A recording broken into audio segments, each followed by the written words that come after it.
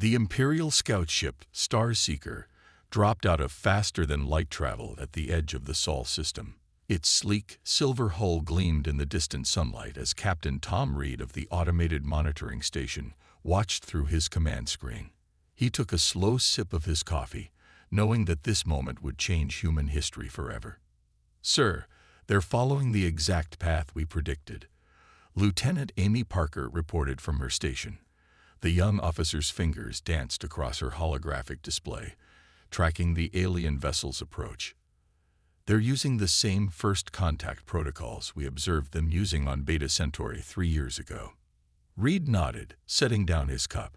Earth had been watching the Galactic Empire's expansion for decades, carefully hidden behind advanced stealth technology. While the Empire thought they were discovering Earth for the first time, humanity had studied their every move, their every weakness. "Send the message," Reed ordered, his voice calm but firm. "Let's give them their first surprise." As the Imperial ship crossed the orbit of Neptune, a clear transmission cut through space in perfect Imperial standard. "This is Earth Defense Force. This system is off-limits. Turn back immediately." Inside the Star Seeker, First Contact Specialist Michael Wilson nearly spilled his enhancement drink. He stared at his communication panel in disbelief. In his 300 years of service, no pre-FTL civilization had ever detected them before the official approach, let alone sent a message in perfect Imperial standard. "Impossible," he muttered, running a diagnostic on his translation systems. "Commander, the primitive. They're speaking our language." Commander Lisa Stone of the Star Seeker frowned at the main view screen. According to their records, Earth was a Level 2 civilization, barely reaching their moon. They shouldn't have detected the ship's approach, let alone be able to communicate in Imperial standard. "Send the standard greeting package," she ordered, her voice betraying a slight tremor.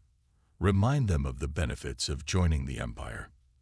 The Star Seeker transmitted its carefully crafted message, filled with promises of technological advancement, medical immortality, and galactic peace. They included beautiful holographic displays of Empire worlds, showcasing their grandeur and prosperity. Earth's response was immediate. "Message received and rejected. Your presence is not welcome in this system. This is your final warning." Commander Stone laughed, but it was a nervous sound. "They can't be serious. Show them our ship's full profile. Let them understand what they're dealing with." The Star Seeker decloaked, revealing its true size, a vessel 3 kilometers long, armed with enough firepower to level a continent. It was a tried and tested method. Show primitive worlds the futility of resistance. But Earth didn't respond with fear. Instead, 12 sleek vessels shimmed into existence around the Star Seeker, their black hulls seeming to absorb nearby starlight. They had been there the whole time, completely undetected by Imperial sensors. "Imperial vessel Star Seeker," a new voice transmitted. "Captain Jack Martins of Earth's Deep Space Defense Force. Your cloaking technology is based on bending light around your hull. Primitive, by our standards. We've been watching your Empire's expansion for years. Leave now, or we will be forced to demonstrate why Earth is off-limits." Commander Stone's face paled. The Imperial sensors still couldn't get clear readings on the Earth ships. They seemed to exist in some state between normal space and somewhere else, defying the Empire's most advanced detection systems. This is unprecedented," First Contact Specialist Wilson whispered. "Commander, we should report this to Imperial Command." Stone nodded slowly, her pride warring with her sense of duty. In 3,000 years of Imperial expansion, no world had ever turned them away. No primitive civilization had ever possessed technology that surpassed Imperial understanding. "Plot a course out of the system," she ordered, her voice tight with suppressed anger and fear. "Maximum speed once we pass the outer planets." As the Star Seeker retreated, Captain Reed watched from his station, allowing himself a small smile. "Send word to command," he told Lieutenant Parker. "Tell them Phase 1 is complete. The Empire took the bait. You think they'll be back, sir? Parker asked, already knowing the answer. "Oh, they'll be back," Reed replied, picking up his coffee cup again, "with their biggest fleet and their wounded pride. And when they do," he looked at the holographic display showing Earth's true defensive capabilities, systems far beyond what they had revealed today. "When they do, we'll be ready to show them why humanity decided to ban their empire from our home." High Commander James Wilson stood before the Imperial Council's massive window, watching the endless stream of ships flowing through the Empire's capital world. His reflection showed a face twisted with anger and disbelief as he read the report from the Starseeker for the 10th time. 3,000 years, he muttered, turning to face the gathered council members. 3,000 years of unbroken expansion, and now a primitive world dares to turn us away. Council member Anna Brown, the oldest among them at 800 years, leaned forward in her floating chair. "What concerns me more is their level of technology. The Starseeker's sensors couldn't even properly scan their ships. It must be a trick," Wilson said, pacing the polished floor. "Some kind of primitive deception. Earth was supposed to be our 10,000th world. The celebration plans have been in motion for a century." The council chamber fell silent as a hologram appeared in the center of the room. It showed Earth's solar system, with a blinking red marker where the Starseeker had encountered the Earth ships. Technical advisor Mark Thompson cleared his throat. "High Commander, there's something else. We've lost contact with 3 long-range observation posts near the Sol system. They simply disappeared." Wilson stopped pacing. The observation posts were supposed to be undetectable, using the Empire's most advanced cloaking technology. "When?" "Within hours of the Starseeker's retreat," Thompson replied, his fingers moving through the hologram to show the post's last known locations. It's as if someone knew exactly where to look. Council member Brown's ancient eyes narrowed. "They said they've been watching us. What if they weren't bluffing?" "Impossible." Wilson slammed his fist on the conference table, making the hologram flicker. "We are the Empire. We have brought peace and order to 10,000 worlds. We will not be denied by some backwater planet that barely has spaceflight." He stormed to the command console and began entering orders. "I'm authorizing the deployment of the 3rd Fleet. 200 ships should be enough to show these humans the price of defiance." "High Commander," Brown's voice carried a warning tone, "perhaps we should study them more carefully first. If they truly have technology that surpasses ours." "That's exactly why we must act now," Wilson cut her off. "If they do possess advanced technology, we cannot allow them to share it with other worlds. The Empire maintains peace through controlled advancement. You know this." The council members exchanged worried looks. They all knew the Empire's secret. Technological advancement was carefully regulated, kept just high enough to maintain control, but never enough to challenge Imperial authority. In the corner of the room, Intelligence Director Robert Hayes quietly watched the exchange. "High Commander, if I may suggest, let me send in our infiltration teams first. We should learn more about their capabilities before committing our fleet." Wilson considered this for a moment, then nodded. "You have 3 days. Then the fleet launches, with or without your intelligence." As the council members filed out, Brown lingered behind. "James," she said softly, using the High Commander's first name, "I've served on this council for 5 centuries. I've never seen a primitive world detect our scouts, let alone drive them away. Something is different about Earth."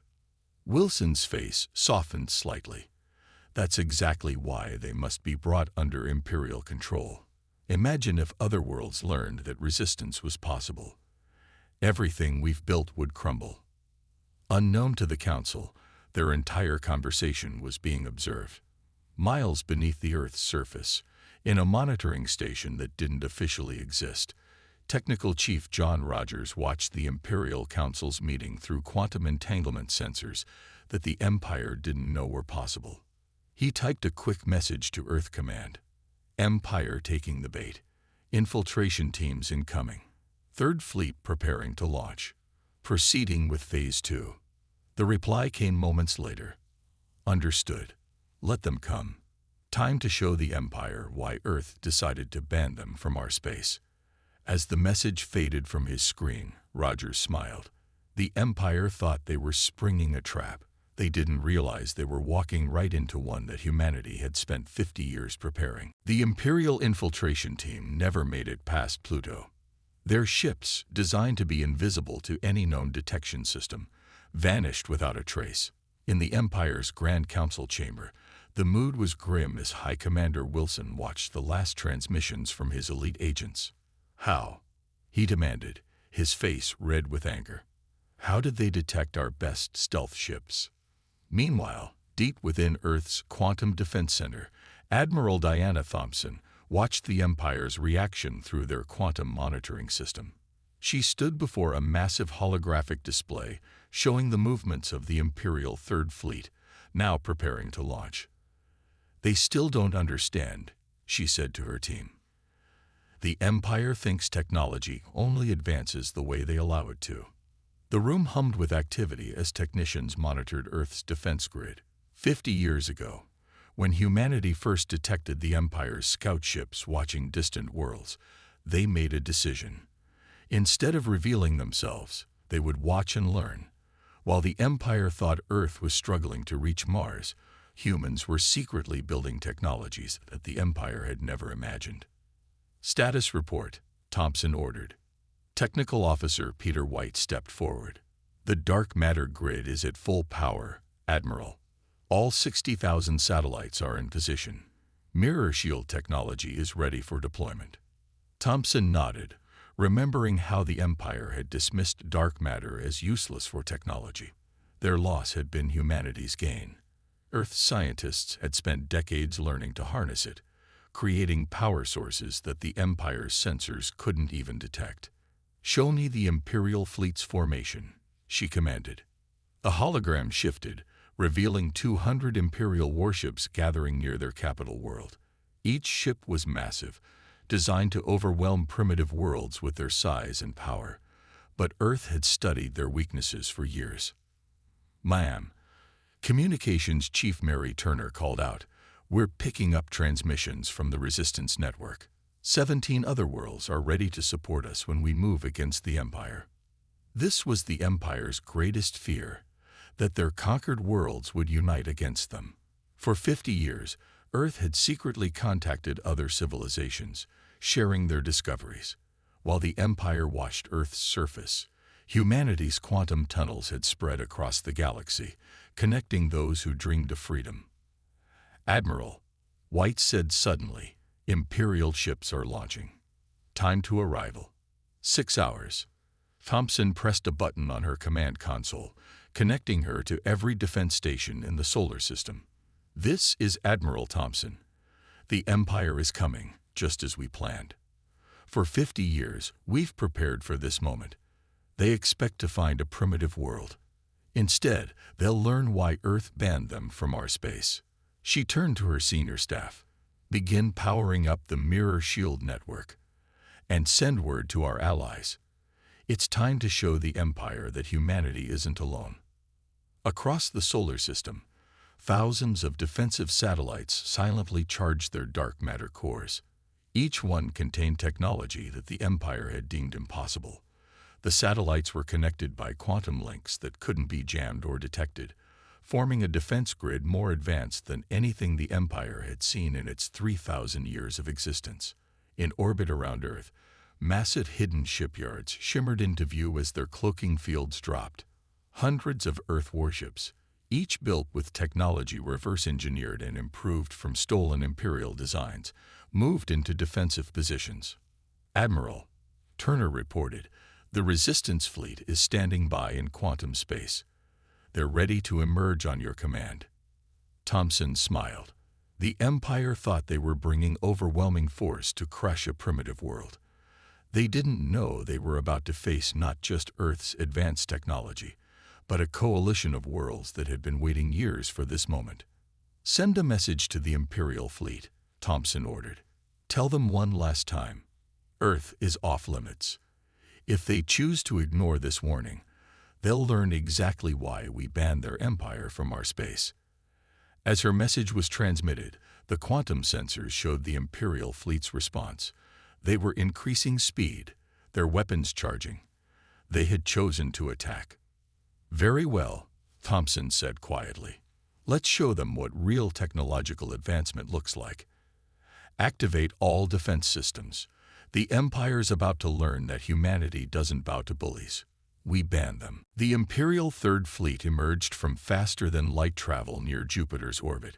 200 massive warships, each one capable of destroying a continent, formed a perfect attack formation. At the fleet's center, High Commander Wilson stood on his flagship's bridge, watching Earth grow larger on the main screen. "Final chance to surrender," he broadcast towards Earth. "Submit to Imperial rule or face destruction." In Earth's Quantum Defense Center, Admiral Thompson listened to the threat with a calm smile. "Send our response," she ordered. A simple message flashed across the Imperial fleet's communications. "No." Wilson's face turned red with rage. "Launch fighters. Begin the attack pattern." Thousands of Imperial fighter craft poured from the massive warships, their energy weapons charging. They expected to face primitive missiles and simple spacecraft. Instead, they found empty space. "Where are their defenses?" Wilson demanded. "Our scans show nothing." That's when the trap was sprung. Throughout the solar system, Earth's quantum-linked defense grid activated. 10,000 satellites simultaneously dropped their cloaking fields. Each one was smaller than an Imperial fighter, but contained technology that the Empire had never imagined possible. "Mirror shield network active," Technical Officer White reported in the Earth Defense Center. "All units synchronized and ready." The Imperial fighters fired their first volley, sending waves of plasma bolts toward Earth. But halfway to their targets, the energy weapons hit an invisible barrier. For a split second, nothing happened. Then, to the Empire's horror, their own weapons turned around and shot back at them. "Impossible," Wilson shouted as the first wave of his fighters exploded, destroyed by their own weapons. Nothing can redirect energy weapons. But Earth's mirror shield technology did exactly that. Based on quantum field manipulation, it caught enemy weapons' fire and sent it back with perfect accuracy. The Empire's own attack devastated their fighter squadrons. "Second wave. Attack," Wilson ordered, refusing to believe what he was seeing. This time, the Imperial warships themselves opened fire. Admiral Thompson watched calmly as the massive energy beams approached Earth. "Activate Phase 2, she commanded. The mirror shield network didn't just reflect this attack, it absorbed it. Thousands of satellites captured the Imperial weapons fire, channeling the energy through their quantum links. At Earth's defense platforms, the stolen power was added to their own weapons. "Return fire," Thompson ordered. Earth's defense platforms unleashed their combined firepower. Regular energy weapons mixed with the Empire's reflected shots, creating the devastating barrage. Imperial ships, their shields designed to handle normal attacks, found themselves overwhelmed. 20 Imperial ships destroyed, White reported. Their shields had no defense against their own reflected energy combined with our weapons. Wilson watched in horror as his fleet's perfect formation broke apart. Ships were exploding or desperately trying to raise new types of shields. Nothing in their 3,000 years of combat experience had prepared them for this. "Launch the planet crackers," he screamed, referring to the Empire's most powerful weapons. "We'll destroy this entire system." 5 massive ships moved forward, their planet-destroying weapons powering up. These were the Empire's ultimate weapons, capable of shattering worlds. They fired simultaneously at Earth. Admiral Thompson didn't even flinch. "Activate the quantum fold," she ordered. Just before the planet cracker beams reached Earth, space itself seemed to bend. The devastating attacks vanished into what looked like holes in reality, only to reappear behind the Imperial fleet. 3 Imperial ships were destroyed by their own superweapons before they could react. "Status report," Thompson called out. 65 Imperial ships destroyed or disabled, White answered. The rest are in chaos. Their formation is broken. On his flagship's bridge, Wilson stared at the tactical display in disbelief. A third of his fleet was gone, their best weapons turned against them. Earth hadn't just developed new technology. They had completely surpassed the Empire's capabilities. "Retreat," he ordered, his voice shaking. "All ships, emergency retreat." As the Imperial fleet frantically jumped away, Admiral Thompson watched them go. "Send word to our allies," she ordered. "Tell them Phase 4 was successful. The Empire just learned they're not the most advanced civilization anymore. Now they know why Earth banned them from our space." Behind her, the quantum sensors showed more Imperial ships gathering for a bigger attack. But Earth was ready. The real war was about to begin. In the depths of Earth's Quantum Defense Center, Intelligence Director Sam Miller stood before a group of captured Imperial officers. Their proud uniforms were wrinkled, and their faces showed a mix of fear and anger. These weren't just any prisoners. They were from the Empire's top research division. "Tell me about Project Lockdown," Miller said, placing a data tablet on the table between them.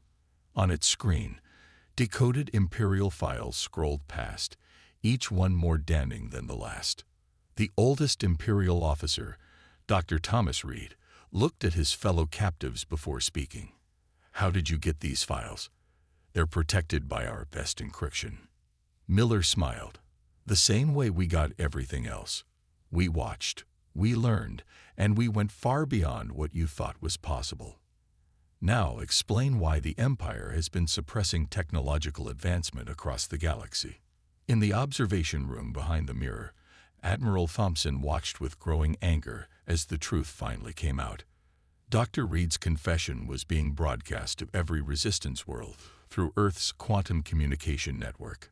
The Empire was built on a lie, Reed admitted, his voice shaking. 3,000 years ago, our founders discovered that if every world developed freely, they would eventually surpass us. So they created the integration protocol. He explained how it worked. Every time the Empire found a new world, they offered amazing technology and medical immortality. But what they gave was carefully controlled. Hidden in every gift was a system that limited further advancement. "Your immortality treatment," Reed continued, "it doesn't just extend life. It makes people content, less likely to question or innovate. Your ships, their computers have hidden programs that prevent certain discoveries." Miller leaned forward. "But Earth never received these gifts." "No," Reed whispered. "You were supposed to. Earth was meant to be our 10,000th member world, a perfect celebration of the Empire's power. But you detected us too soon. You developed your own path." In the monitoring room, Thompson turned to her staff. "Send this confession to every world in the Empire. Their people deserve to know the truth." On thousands of worlds, beings of all kinds watched the revelation. The Empire hadn't uplifted them. It had chained them, limiting their growth to maintain control. Back in the interrogation room, Miller asked the question that had bothered Earth's leaders for years. Why? Why hold back so many worlds? Another Imperial officer, Engineer Jane Cooper, answered this time. "Control. Pure and simple. If every world reached Earth's level of technology, the Empire would lose its power. Do you know what you've achieved in just 50 years of secret development? We've been stuck at the same level for nearly 3,000 years. That's why our weapons couldn't affect your defenses," Reed added. "You went in directions we never imagined. Dark matter technology, quantum field manipulation, consciousness transfer without suppression. You achieved in decades what we prevented others from discovering for millennia." Miller stood up straight, his decision made. "Thank you for your honesty. You'll be treated well, but you'll remain in custody. Earth doesn't believe in the Empire's mind control treatments." As he left the room, Thompson met him in the corridor. "The Resistance Network is exploding with this news," she reported. "Worlds that were afraid to help us are now asking to join. The Empire's greatest weapon was always fear and deception. Now that's gone." In her office, Thompson pulled up the quantum sensor display. It showed Imperial worlds in chaos as the truth spread. Ships were deserting the Empire's fleets. Research centers were breaking free from Imperial control. The carefully maintained web of lies was unraveling. "Send a message to all resistance worlds," she ordered. "Earth offers free access to our technological developments. No control programs, no hidden limitations. It's time for every world to choose its own path." Miller nodded in agreement. The Empire banned progress to maintain control. So Earth banned the Empire to restore freedom.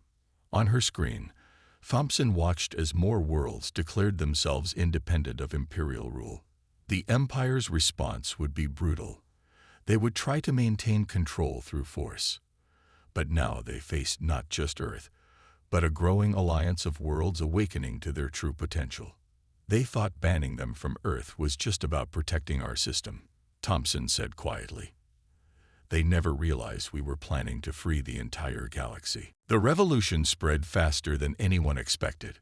Within days of Earth's broadcast of the Imperial Confession, 50 worlds had declared their independence. High Commander Wilson watched helplessly as his once mighty empire began to crack. "We've lost contact with the Beta Sector," an aide reported. "The colony worlds there have disabled their Imperial control centers. They're using Earth's quantum communication network to coordinate their defense." Wilson slammed his fist on his command console. "How are they removing our control systems so quickly?" The answer lay in Earth's preparation.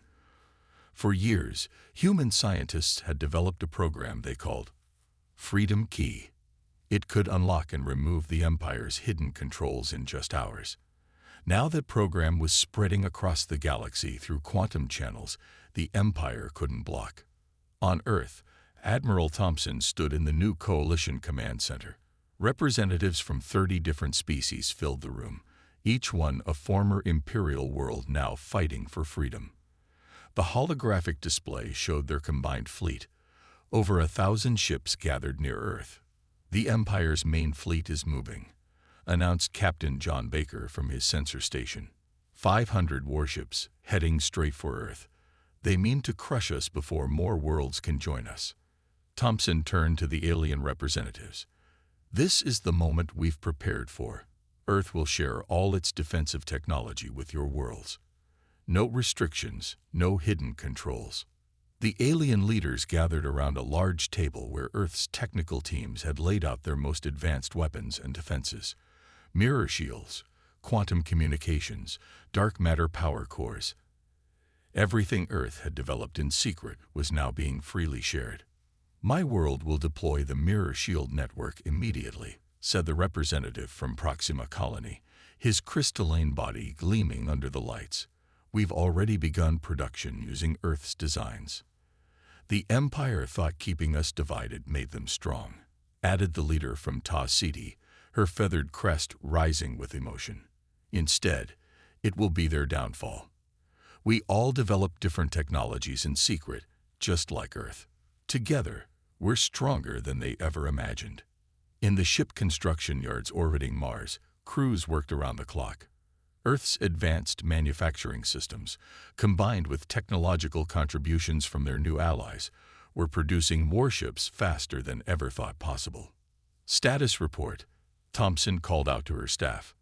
Technical Chief David Ross responded quickly. "Coalition fleet is at full strength. 90% of former Imperial worlds have received the Freedom Key program. Defensive grids are active around all major Coalition worlds." "Admiral," Baker suddenly called out, "we're detecting massive quantum signature spikes. Ships are emerging from quantum space." Everyone held their breath, expecting the Empire's attack. Instead, the sensors showed hundreds of ships appearing around Earth, but these weren't Imperial designs. They were from worlds no one had heard from in centuries, civilizations the Empire had claimed were dead or abandoned. A new signal came through the quantum network. "This is the Free Worlds Alliance," a voice announced. "We've been hiding in quantum space for 300 years, developing our technology in secret.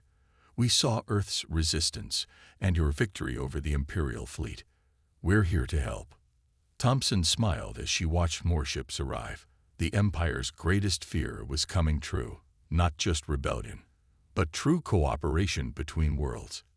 Each civilization brought its own unique discoveries and innovations, pieces of technology that had developed along different paths than the Empire's controlled evolution.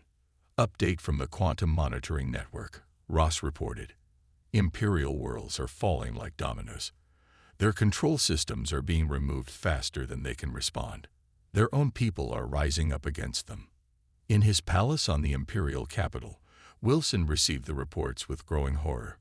The Empire had spent 3,000 years carefully controlling technological advancement, keeping worlds dependent and divided. Now, in less than a week, that control was evaporating. "Send the order," he commanded, his voice cold with fury. "All remaining loyal ships are to converge on Earth. We will burn their world to ash as an example to all who would defy Imperial rule." But as his message went out, another signal spread through the quantum network, reaching every world in the galaxy. Earth stands with the free worlds. The Empire's time of control is over. Together, we choose freedom. The final battle for the galaxy's future was about to begin. The Imperial First Fleet emerged from faster-than-light travel like an angry storm. 1,000 warships, the largest fleet ever assembled in the Empire's history, filled the space near Jupiter. On his new flagship's bridge, High Commander Wilson allowed himself a small smile. Surely no rebellion could stand against such power. Then his tactical officer spoke, fear in his voice. "Sir, coalition ships detected. Not hundreds, thousands of them." The space around Earth had become a gathering point for every civilization that had hidden from the Empire. Ships of all sizes and designs formed a defensive wall around the solar system. At their center, Earth's advanced vessels led the formation. In Earth's Coalition Command Center, Admiral Thompson stood with representatives from over 200 worlds. The quantum display showed their combined fleet. 3,000 ships, each carrying technology the Empire had never seen. "All worlds report ready," Captain Baker announced. "Mirror shield networks are active across all coalition systems." Thompson nodded. "Send the final warning." Her message broadcast across all channels. "Imperial Fleet, this is your last chance. Surrender and join the free worlds, or face the consequences of your choices." Wilson's response came quickly. "The Empire has ruled for 3,000 years. We will not bow to primitives. All ships, open fire." The Imperial fleet launched its attack, thousands of energy weapons firing simultaneously. It was meant to be an overwhelming display of power. Instead, it became a demonstration of their weakness. The Coalition's combined defense grid activated. Mirror shields from Earth, mixed with phantom fields from the Proxima worlds and energy absorbers from Ta Ceti. The Imperial weapons fire simply vanished.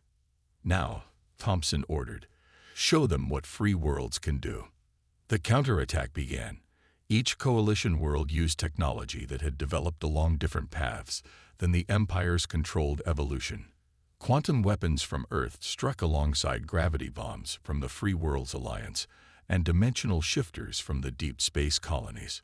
Imperial ships, designed to fight against weapons they understood, found themselves overwhelmed. Their shields failed against attacks they had never imagined possible. Within minutes, 200 Imperial ships were destroyed or disabled. "Impossible," Wilson screamed as his fleet's formation broke apart. "Launch the planet killers. Launch everything." The Empire's most devastating weapons powered up, but the Coalition was ready. As the planet killer beams fired, quantum fields redirected them back into the Imperial fleet. Wilson watched in horror as his own superweapons tore his fleet apart. "Sir," his tactical officer reported, voice shaking, "we're detecting quantum signatures. The Coalition fleet is appearing behind us." While the Empire had focused on the forces in front of them, Earth's quantum jump technology had allowed half the Coalition fleet to teleport behind the Imperial lines. The Empire's mighty armada was caught in a perfect trap. "Attention Imperial fleet," Thompson's voice came through all channels. "Look at your tactical displays. You're surrounded. Your weapons can't harm us. Your technology is obsolete. Surrender, and we offer you freedom from the very controls you placed on others. On hundreds of Imperial ships, crews looked at their commanders. The Empire's lie of superiority had been exposed. Coalition ships were broadcasting the access codes for Freedom Key on all frequencies, showing Imperial citizens how to remove the controls that had limited their development for millennia. Wilson watched as his ships began powering down their weapons. One by one, Imperial crews chose freedom over blind loyalty. The mighty First Fleet, pride of the Empire, surrendered not to superior numbers, but to the promise of true advancement. In the Coalition Command Center, Thompson received the official surrender. Around her, representatives from hundreds of worlds celebrated not just victory, but the dawn of a new age. "Send word to all worlds," she ordered. "The Empire's rule is over. Earth's ban on Imperial control extends to the entire galaxy. From today forward, all worlds are free to develop their own path." The quantum network carried her words to every corner of known space. The empire that had ruled for 3,000 years had fallen not to violence, but to the simple desire for freedom and progress. As the Coalition fleet began helping former Imperial worlds remove their control systems, Thompson looked at the representatives around her. "They thought banning them from Earth was an insult," she said. "Instead, it became the spark that freed the galaxy. The Empire had sought their 10,000th controlled world. Instead, they had found the one world that would set all worlds free."